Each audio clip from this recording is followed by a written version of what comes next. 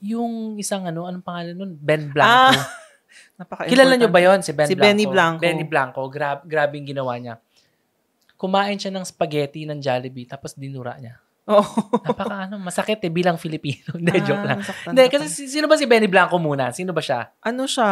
Ang alam ko lang boyfriend siya ni Selena Gomez. Oo. Pero parang yata siya? Music producer or something. And nag-review ng Jollibee. Oo. Pero nakakagulat lang kasi nga sinabi naman niya doon sa video niya. Ano ba muna kinain niya? Pero sinabi niya muna sa video niya na I grew up around Filipino food kasi meron daw siyang stepmother na Filipino. So, syempre, i-expect mo, diba, mahilig siya sa Filipino food or something. May Filipino taste na rin, alam niya na. Oo, correct. Pero kumain siya ng Chicken Joy, ano tawag dyan? Spaghetti, tsaka pineapple juice, at tsaka adobo rice. Okay. Yung adobo rice parang hindi niya gusto. Ganyan. Pero wala namang adobo rice sa Pilipinas. Walang adobo rice hindi natin alam kung ano yung adobo rice na yan. Oo. Tapos yung fried chicken, yun, sabi niya, feeling ko kasi luma na, hindi niya kinain ng fresh. Basta parang sabi niya hindi daw masarap, ganyan. Anong lasa?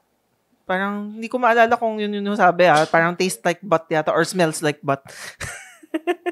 Tapos yung spaghetti, inamoy pa lang niya, parang diring-diri na yung mukha niya. Amoy pa lang? Oo. Alam mo, ang masarap sa Jollibee kasi, yung langhap sarap, dapat amoy pa lang. Masarap na. Alam mo, depende yan. Kasi ako, masarap siya. Oo, tama ka, masarap siya. Pero kapag, let's say, yung binaburp mo na siya, parang kadiri na. Hindi, syempre, hindi naman yung langhap sarap na galing sa bibig mo di ba? Yung pagkain. Pero yung pinaka nagalit yung mga tao, kasi nga, sinubo niya na yung spaghetti, tapos ni-stop niya yung video, tapos inon niya yung video, tapos pinakita niya, dinura niya pabalik dun sa lalagyan. So, napaka-disrespectful, and obviously, diba, gusto niya lang, ba't mo ni-stop yung record? Ba't mo inon ulit? Ibig sabihin, gusto niya talaga ipakita na, parang sinadya niya talagang idura yun para, for clout or para maging viral siya. Kasi, syempre, bias tayo sa Jollibee. Diba? Yan yung ating national fast food dito sa Pilipinas diba? So, medyo bias tayo, nandun na tayo. Yung fried chicken kasi talaga, pag luma na, lalo kahit ng Jollibee hindi ko gusto talaga rin. Di ba? Kailangan mas masarap hindi man reheat na tawag, refry. Di ba? Okay na i-air fry ulit, ganun. Pero yung spaghetti kasi, baka naintindihan ko kung bakit hindi niya gusto. Oo. Kasi, ako nung bata ako, first time kong kumain ng Sbarro. Napag ano yan? Ba't maasim yung spaghetti? Actually, kahit ngayon, diba? Like yung, nagugulat ako dati sa Sbarro. Like yung mama mo, diba, gumawa ako ng Italian style spaghetti, yung parang maasim. Oo. Tapos binigyan natin siya, tapos siya, nandiri sa naasiman siya kasi nga parang nilagay ko lang yung tomato sauce na galing sa Canada. Naalala ko pa. Walang sugar. Naalala ko, di ba, nagluto ka ng, nag-bake ka ng sourdough. Talagang Hindi ako nag-bake. Binili ko. Mo ba? Yung natikman, sabi natin, ito, special tong bread. Kasi di ba sourdough, special naman talaga yun So, pinatikim namin ng sourdough yung nanay ko. Talagang, hindi niya matake Parang, ba't ganun? Pero yun nga, si Benny Blanco. Siguro, baka maintindihan ko rin kung bakit hindi siya sanay sa matamis na spaghetti. Yeah. Pero actually, ang problem kasi, kung paano niya ginawa. Pwede naman niya sabihin na, hindi ko masyadong gusto, hindi ako sanay sa sweet na spaghetti, di ba? Pwede naman ganun hindi naman kailangan ganun.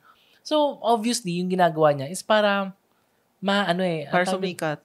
Para magalit yung mga Filipino. Yun nga, para mag-viral yung para mga mag-viral, para makilala siya. Kasi alam naman niya na pag kinross mo yung mga Filipinos, napaka-ano niyan sa social media. Talagang attack! Ganon. Walang ginawa mga Pinoy kundi mag-TikTok. Oo. Kaya talagang nakuha niya. And after nun, di ba, gumawa pa siya ng video. Gumawa siya ng video like right after. Tapos bumili siya ng mga Filipino food. Tapos kinain niya, ang sarap. Itong lumpia na to, sarap. Ito yung pansit, sarap rin. Tapos kumain na siya ng Jollibee. This is the best. Yung Jollibee na chicken sandwich. Pero yun nga, yung maganda naman doon, sumikat yung Jollibee, 'di ba? Napansin ko dahil maraming nagalit ganyan.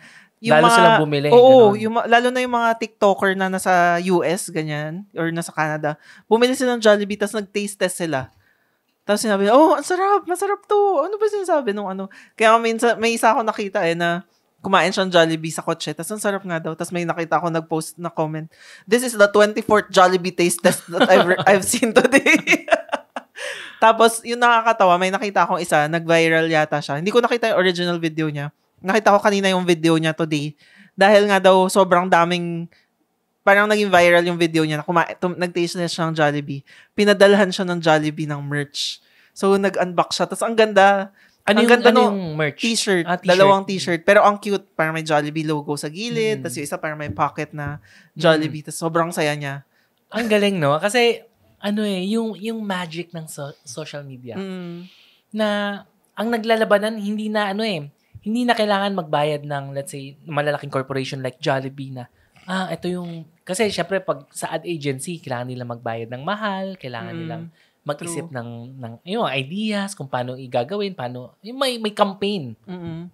Pero ito may isang lalaki na nandiri, tapos in response yung mga fans ng Jollibee, gagawa rin kami ng video. So, hindi na kailangan gumawa ng ads ng Jollibee. Diba? Ng social media, napaka-powerful. Tapos, pinapadalan pa nila ng merch. Nagulat ako doon kasi, yun nga, nagpadala sila. Ginamit nila yun as, marketing, diba? So, panalo yung Jollibee. Oo. Na kahit bad review kay Benny Blanco. Diba? People are talking about them.